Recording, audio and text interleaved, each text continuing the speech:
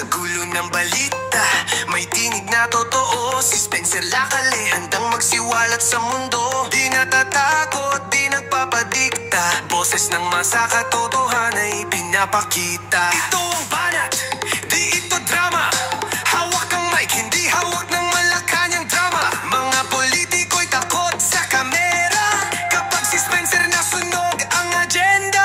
Analisis na buo, hindi chismis sa kanto. Bawat salita tinatamaan ng kurup na plano. May mga kongresis ng kontraktor ng proyekto. Sila rin ang kontrata. Teka, legal ba to? Walang takot magsalita, di nabibili.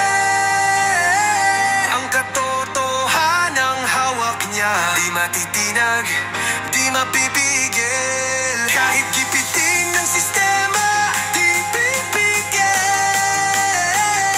Lalaban para sa bayan, sa mga abusado'y susugod siya't sisigaw ng banat, banat ni Spencer, gisingin ang mamasa. Banat sa mga tiwaling puro basa. Banat sa BS Media na may agenda. Banat sa mga politiko na puro drama. Ito ang vlog, hindi teleserye.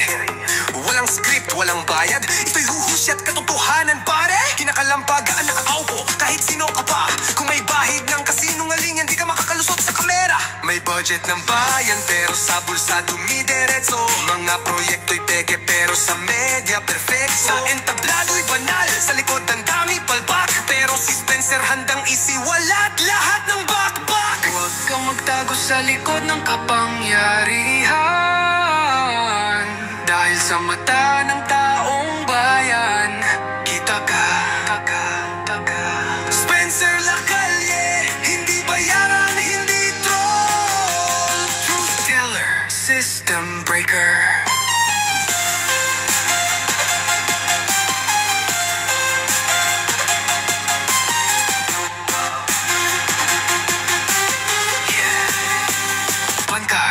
Pagod na ang bayan sa panggagago. Hindi ito laban ng dilaw o pula, bro. Para to sa masa, para sa hustisya. Si Spencer Lacale ang tunay na media.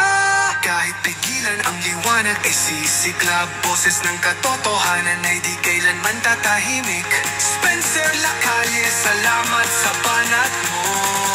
Bayan ay gising na.